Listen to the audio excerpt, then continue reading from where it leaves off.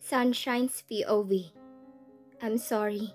Hindi ko intensyong insultuhin o galitin ka. Maniwala kang ayoko ring nag-aalala. Pero sa bilis na nangyari sa atin, hindi mayaalis na baka may tao tayong nasaktan. Ilang taon na akong walang kaugnayan sa ex-girlfriend ko. Ni wala kaming komunikasyon. Wala rin akong sabit kahit kanino. Kaya kalokohan na magpa-apekto tayo sa ganito. Itiningala niya ako gamit ang daliri niya sa baba ko. Sweetheart, narito tayo para mag-honeymoon. Sa isip ko na lang sinagot ang sinabi niya. Pero habang nagpapaligaya tayo ngayon, baka may nababaliw sa panghihinayang sayo. Nasabi ko na sayo, hindi na ako mag-aalala. Ikaw nang bahala. Sa halip ay sinabi ko, minsan nakakabuti raw ang white lies, lalo na kung mapapanatili ang mas tahimik na samahan. Ayokong mag-away kami dahil nakikita ko namang ginagawa niya ang lahat para sa amin, para sa akin, at para sa ikabubuti ko. Siguro kailangan ko na lang tumulong sa mga paraang alam ko. Lahat ng bagay, gaano man kakomplikado sa tingin ko, kayang-kaya kong i-handle lahat, sweetheart, lalo na ngayong mag-asawa na tayo. Hinalikan niya ako sa bibig. Katunayan, hinawi niyang mahaba akong buhok at mas marubdob na tumitig sa akin. Si Berta ay pinasunod ko na agad dito. Pinapalitan ko rin lahat ng kasama sa bahay at pinagbakasyon ko ang dating katiwala. Walang butas na makakalusot sa akin pagdating sa safety mo. Inaalala ko lang na baka naman masakal ka na. Makikita mo sa mga susunod na araw. Ang yaman ko at lahat ng meron ako, gagamitin ko para alagaan at mahalin ka. Oh, nalunod ako sa kakaibang deklarasyon niya ng pagmamahal. Salamat. Ano pa bang ipag-aalala ko? Niyakap niya ako ng mahigpit. Sa akin ka lang magtitiwala at walang iba. Makakaasa ka. Seryoso ako. Sinasabi ko na agad sa'yo ngayon na ayokong may iba, Mrs. Legaspi. Akin ka lang, exclusive. Seloso ako sa aking pag-aari at sakop niya ng tiwala mo. Akin lang ang lahat ng sayo, Mrs. Legaspi. Pareho lang naman kami. Magkaiba lang siguro ng paraan. Ang pinaka-importante lang din sa akin ay siya, walang iba, at kung anong makabubuti sa kanya. Inayos niya ang buhay ko at ang pamilya ko. Aayusin ko naman ngayon ang sa kanya, ang sa amin. Wala akong ex, alam mo yan. Malambing kong tugon, hinahaplos ang kurba ng gwapo niyang muka. Wala ring ibang lalaki ang mahalaga sa akin, at oo, sa'yo lang ako nagtitiwala. Tinapos ng katiyakan sa tinig ko ang lahat ng kanyang pag-aalala. Kaya mahal kita, Mrs. Legaspi. Alam na alam ko na hindi ako nagkamali sa'yo at akin ka lang. Nang yakapin niya ako ng mahigpit, itinaboy ko sa sulok ng isip ko ang lahat ng alalahanin ko. Walang dahilan para doon at kung meron, handa akong patunayang karapat dapat ako sa kanya. Sandro's POV. Pinagmasdan ko si Sunshine habang natutulog. Nakakunot ang noo at halatang pagod na pagod. Kahit sinasabi niya kanina na wala na siyang inaalala. Alam kong pasad lang niya yon. Itinatago lang niya. At ayokong makita siyang ganito dahil malayo ito sa mga bagay na ipinangako ko sa sarili ko bago ko siya pakasalan. Wala siyang oras na sinasayang para sa akin. Nag-aaral siya online ng culinary para ibalik ang panlasa ko. At kapag nagiging abala ko sandali, ako pa rin ang iniisip niya. Hindi pa yata niya alam kung paano maglibang man lang kapag napapagod. Parang pinipiga ang puso ko. Nagkukulang ba ako? Pero hindi natatapos sa kasal ang mga pagsubok sa pagitan namin. Nagsisimula pa lang pala. O dahil may nadali ko ang lahat. Ganun nga yata, kaya kasalanan ko ito. Akala ko si Lolong malaking problema sa buhay ko. Nagkamali ako. Wala itong ibang hinangad kundi ikabubuti ko. Napatunayan ko yon sa mahinahon naming mga pag-uusap kahit sandaling mga oras lang. Ang mas malaking problema ay si Tatiana. At tama si Sunshine. Hindi ko na alam ngayon ang bagong Tatiana matapos ko siyang pakasalan. Ang totoo, kinakalma ko lang ang asawa ko. Pero kilala ko ang ex ko. Her personality bites. Posible talaga na kaya na niyang manakit ng ibang tao o higit pa. Pero kasal na ito sa iba. Akong iniwan nito sa ere. Hindi ba kabaliwan na guluhin pa ako nito? Gayong Ako naman ang nakatagpo ng makakasama sa buhay. Kabaliwan yun. Ano pa bang inaasahan ni Tatiana sa akin matapos nitong magpakasal sa lalaking mas mayaman kesa sa akin? Kahit kailan toxic ito. At posibleng isa rin yun sa mga dahilan kung bakit iniwasan ko na rin ito kaagad matapos magpakasal sa iba. Dahil nakikita ko rin na biglang nagbago si Tatiana. Mas lumala kaysa sa dating siya at naging kapintasan nito. Ang sobrang pagiging mainitin ng ulo. Nauubos ako sa mga mind games nito kahit noong kami pa. Everything is a test, on and off. Hot and cold. Napagod ako. Yung aura na laging gagawa ng gulo. Noong mga unang buwan matapos nitong ikasal sa isang lagdameo, palagi itong tumatawag sa akin at isinusumbat sa akin na bakit hindi ko raw ito pinigilang magpakasal sa iba. Nakiusap naman ako ilang beses para akong tanga. Pero kailangan bang sumigaw ako sa gitna ng kasal na itigil yon? Hindi ko yun kayang gawin. May delikadesa pa naman ako kahit rebelde ako sa buhay. Mas umasa ako na matapos kong makiusap sa kanya na wag ituloy ang kasal. Ito naman ang kikilos para kausapin ng lalaking magiging asawa nito. Hindi ba yun ang dapat? Pero sa huli natuloy yon at nagmukmok lang ako sa isang sulok. Dahil kinain ako ng ego ko na mas mayaman yung lalaki kaya yun ang pinili nito. Kahit sinasabi nito na ako ang mahal nito. San ba ako lulugar? Sa huli naniwala ako kay Lolo na hindi ito ang tamang babae sa akin. Kahit nagre-rebelde ako. Iginalang ko rin ang kasal nito sa ibang lalaki. Ako na ang umiwas dahil pakiramdam ko loser ako. Walang kwenta. Pero nang makilala ko si Sunshine, biglang nagbago ang lahat. Parang sobra-sobra ako para sa kanya. Wala pa man akong totoong napapatunayan. Yung mga bagay na ginagawa ko na para kay Tatiana. At corny at kalokohan lang. Nasa appreciate ni Sunshine. At ng mga tao sa paligid niya. Acknowledgement. Masarap pala yun sa pakiramdam. Kakambal pala noon ang contentment sa buhay. Lalo na kapag may kalakip na respeto. Wala yung katulad. May mga gabi na parang sasabog ang puso ko sa kaligayahan. Yun ang naramdaman ko sa piling ni Sunshine na hindi ko naranasan kay Tatiana. With my ex. That thing in the bed was good. Extraordinary. Wild. Pero pagkatapos, hindi nawawala ang mga tanong kung saan papunta ang relasyon namin dalawa. Kapag kami ni Tatiana ang magkasama, pareho kaming mga tupang ligaw sa kabila ng katotohanang pareho kaming mayaman at makapangyarihan sa mundong ginagalawan namin. Marami ang mali at marami ang kulang. Marami rin ang mga tanong na walang kasagutan. Mga bagay na natagpuan ko kay Sunshine nang walang kahirap-hirap sa napakaiksing panahon. Milagro ang tawag ko roon. Naalala ko tuloy ang usapan namin ni Lola Maria ng araw na magkasarilinan kami sa herbal garden nito. Gusto kong sumagot ka sa akin ng tuwid at nakatitig sa mga mata ko. Mahal mo ba si Sunshine? Opo, Lola. Mahal ko po siya. May bala ka bang pakasalan siya kung may mamagitan sa inyong dalawa? Opo, pakakasalan ko siya kaagad. Hindi fake, hane? Opo, Lola. Hindi fake. At ano ang balak mo sa tatay niyang nakakulong? Tutulungan ko po siyang makalaya kung inosente siya at walang kasalanan. Dahil naniniwala rin akong hindi ito masamang tao. Mas malamang na naging scapegoat o napagbintangan lang. Sa bulok na mundo ngayon, palaging ang mga mahihina at inosenteng tao ang ginagawang laruan ng masasama at makapangyarihan. Alam na alam ko yon. Pero kung may sapat na ebidensya at dapat itong managot, wala akong magagawa. Diego! Pagtatama ni Lola Maria. Yun ang pangalan niya. Tawagin mo siyang Tatay Diego.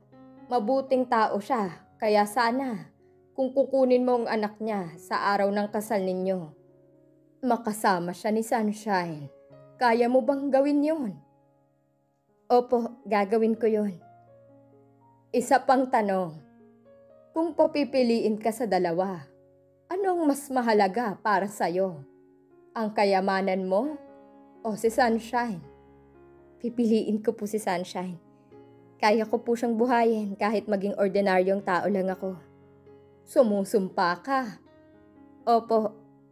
Nangayuko ako ng ulo. Nagbibigay galang. Sumusumpa ako. Humigit ng hangin si Lola Maria. Hati ang kapanatagan at ang pag-aalala. Halatang hindi ko lubos na nakuha ang loob niya at kailangan kong trabahuhin yon. Nararamdaman kong totoong lahat ng sinabi mo. Pero hindi ka lang sa akin mananagot. Si Helga, hindi siya basta papayag na makuha mo ng ganun na lang ang best friend niya. Ang batang yun ay tuso sa lahat ng bagay. Isang araw siya naman ang haharapin mo. Alam ko yun. Handa po ako sa lahat, Lola. Mayo ka na. Hindi ako kadugo ni Sunshine. Pero ang buong pamilya niya ay napakahalaga sa amin at sa iba pang angkan dito. Hindi magiging madali para sa iyo ang lahat kapag niloko mo ang batang yan. Matalino ka. Alam kong alam mo yon, hindi ba? Alam ko po, Lola. Makakaalis na kayo. Dumiin ang baston niya sa lupa. Alagaan mo siya. Salamat po, Lola. Yumuko uli ako sa kanya. Makakaasa po kayo. Makalipas lang ang ilang araw. Sabado, pabayani. Hinarang din ako ni Helga sa likod bahay ng kubo nila. Inosente ang kaibigan ko, pero hindi ako papayag na pagsamantalahan mo ang kabaitan niya. Kinuha ko sa kamay niya ang baso ng tubig na para sa mga manggagawa na iniaabot niya. Nang hawak ko ng baso, ayaw bitiwan. Nag-agawan pa kaming dalawa. Hinila ko sa bottom. Mahigpit naman ang kapit niya sa katawan ng babasaging sisidlan. Nag-usap kami ng mata sa mata at ngipin sa ngipin. Hindi ko siya pinagsamantalahan. Adult na siya at may consent ang anumang namamagitan sa amin. Bakit ba ang daming pakailamero at pakailamera sa lugar na to? Pero dinaan mo siya sa bilis. Kumislap ang galit sa mata niya, parang laser. Uunahan na kita. Huwag mong mamaltratuhin ang best friend ko. Sisirain ko ang buhay mo, ang kinabukasan mo at ipakukulam pa kita. Diyos ko po. Sa kislap ng mga mata niya habang sinasabi ang mga yon, parang kumukulog at kumikidlat. Mangkukulam nga yata ang babaeng ito. Nakakapanghilabot. Sumagot ka kaagad. Judgmental akong tao. Dugtong niya nang hindi agad ako makapagsalita. Ang liit na babae pero ang tapang. Wala sa mga tauhan ko na mayayaman at nakapag-aral. Ang nakatititig sa akin, kagaya ng ginagawa niya. Alam ko ang intensyon mo. Diplomasya, itong kailangan ko ngayon. At wala rin akong masamang agenda kay Sunshine Herrera. Pakakasalan ko siya. Legal? Oo, legal. Hindi fake? Bibigyan kita ng kopya pagkatapos ng seremonyas. Ipinapangako ko. Kailan naman? Hindi aabuti ng 1 buwan. Baka 1 o 2 linggo lang. Walang prenuptial agreement na hindi siya kasali sa mana o mamanahin mo o sa perang kikitain mo habang kasal na siya sa'yo? Conjugal ang lahat sa pagitan namin dalawa, maliban sa mana at mamanahin ko dahil sa batas. Hindi talaga yun kasama. Pero oo, magiging patas ako sa kanya hanggang sa huling sentimo sa mga kikitain ko sa unang segundo pa lang na mag-asawa na kami. Wala na sa plano ang sagot ko. Dahil ang original na agenda ay papipirmahin ko sana si Sunshine ng isang agreement na transaksyon lang ang mamamagitan sa aming dalawa. Kapag nabigyan niya ako ng anak at minana ko ng yaman ng lolo ko, 1,000,000 piso lang ang gusto ko sanang ibigay. Nagbagong lahat ng yon nang makita kong pagmumukha ni Mario. Literal akong nasiraan ng bait. Mas malala nang makilala ko si Jace. Bumaliktad ang mundo ko. Para akong treasure hunter na nakakita ng isang kuweba na puno ng ginto. Tapos may bigla palang aagaw niyon sa akin. Hindi lang sa kama lang. At anak ang habol ko kay Sunshine Herrera. Kailangan ko siya para huminga, mabuhay, magpatuloy, makapag-focus sa goal ko. At maramdamang tao pa ako at may silbi sa mundo. Siya ang lahat-lahat sa akin. Siya lang, walang iba. At kaya mo rin ba siyang protektahan sa mga tao mula sa nakaraan mo, sa partido mo at sa mundong ginagalawan mo? Hindi ko siya hahayaang masaktan. Ipinapangako ko. Huminga siya, parang totoong nauulol sa galit. Kuyumang isang kamay at oo, ayaw niya sa akin. Hindi niya ako gusto mula ulo hanggang paa. Maganda siya para sa isang mangkukulam, kung totoo nga ang propesyon na yon. May isa akong kahilingan. Kung maibibigay mo ito, ipinapangako ko sa iyong hindi na kita gagambalain mula sa oras na to. Nakikinig ako. Napatitig ako sa kanya ng mariin, nang pakawalan niyang mga salita. Inisip kong kabaliwan ang sinasabi niya. Pero ganoon yata katindi ang pagmamahal niya kay Sunshine. Paranoid ang babaeng ito, Pero dahil para naman sa babaeng mahal ko, agad kong tinanggap. Mabilis pa sa 4:00. Gastos, malaking gastos. Pero ano ba naman ang pera kung sigurado ng mga habang buhay na ligtas sa lahat ng oras at magiging akin si Sunshine Herrera sa lahat ng sandali ng buhay ko? Walang problema. Sa huli sinabi ko sa kanya matapos ilatag sa harap kong gusto niya. Isang sekreto uli sa pagitan namin dalawa. Mabuti! Magkita tayo sa araw ng kasal mo. Sakalang niya pinakawalan ng baso ng tubig na pinag-aagawan namin dalawa, na dahil sa puwersa mula sa amin ay muntik pang tumahapon lahat sa lupa. Oo, aasahan kita. Pagkatapos ko, asar, akalain mong kasama sa package ang best friend ng babaeng gusto ko? At mukhang siyang pinakamatindi sa lahat. Grabe ang isang to. Tuso. Humungol si Sunshine sa tabi ko, parang binabangungot. Kaya kinuha kong braso niya at niyakap ko sa tagiliran ko. Sumiksik siyang lalo sa akin at narinig ko ang bulong niya kahit malalim ang tulog. Mahal kita, Sandro Legaspi. Hinalikan ko siya sa noo. Napakaingat. Mas mahal kita, Mrs. Legaspi. At patutunayan ko yun sa'yo sa lahat ng paraang alam ko. Bawat araw, habang buhay. Sunshine's POV. Para sa akin ang lahat ng to? Isang box na may malaking ribbon ang nagisnan ko sa paanan ng kama ko kinabukasan. Ang laman? Susi ng bagong kotse at passport. Mukhang marami talagang plano para sa akin ng asawa ko, para sa honeymoon naming ito. Ayaw ko rin naman magmukmuk lang sa loob ng silid, pero hindi lang naman parang hotel room ang meron sa mansyon ng lolo niya. Mas maganda pa nga kaysa sa 5-star hotel. Napakalawak ng lupain. May private golf course pa nga na nakapalibot. Iyate na nakaabang lang sa isang tabi at solong property na malapit sa tabing dagat. Kaya bakit pa kami lalayo? Naku, kailangan namin itong pag-usapan. Hindi mo ba nagustuhan? Simple na ba sa'yong mga bagay na to? Oo, simpleng-simple pa yan. Naku, napakayaman mo naman talaga at naiilang po ako. Nagkamot siya sa batok. Hindi ko kinakalimutan ang pangako na guguluhin natin ang mansyon ng lolo ko. Pero napaka-boring naman kung dito lang tayo, hindi ba? Gusto kong libutin ang mundo kasama mo. Dahil kung hindi natin gagawin yon, para sa nangyaman at yabang ko. Napatawa ako ng malakas dahil sa sinabi niya. Kumapit ako sa braso niya at tiningala ko siya. Ang titig na ibinibigay ko ay kumikinang sa mas malalim na pagmamahal. Ikaw ang magsabi. Yumakap ako sa bewang niya at pinakatitigan ko siya. Ano bang meron sa bahay na to ng lolo mo? Wala namang kahit ano dito.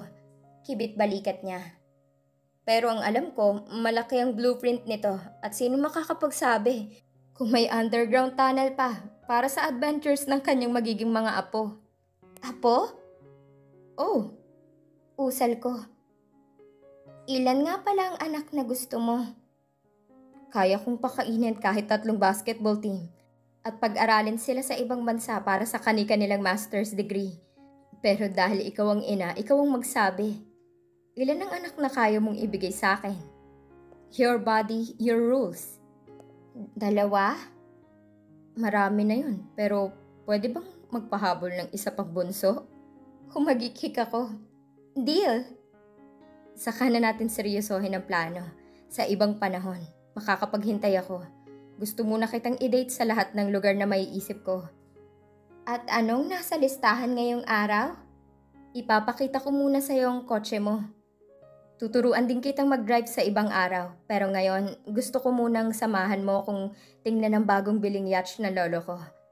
Nabanggit niya na regalo sana niya sa akin bago kami nag-away at sumama ako sa iyo sa bayan niyo. Pinisil niya ang kamay ko. Gusto mo bang makita? Ngumiti ako sa kanya. Natatakot akong humindi. Alam kong talento mong mangumbinse. May kakaibang kislap ang mata ko at sana lang hindi niya nahulaan yon. Gusto ko sanang makipagniig sa kanya sa mga bahagi ng bahay na dating mahalaga sa kanya at nakalimutan na niya sa nagdaang mga panahon. Gusto kong mahalin niya uli at pahalagahan ang bahay ng lolo niya para maging close uli sila gaya ng nabanggit niya sa akin kailan lang. Wala nang mas memorable pa sa maliliit na bagay na nag-uugnay sa isang pamilya at sa paraang yon. Hindi naman kailangan ng bongga at malaking gastos o pera o lumayo pa. Kailangan lang pahalagahan ng mga bagay, gaano man kapayak, kaluma, o kahit isa ng alaala.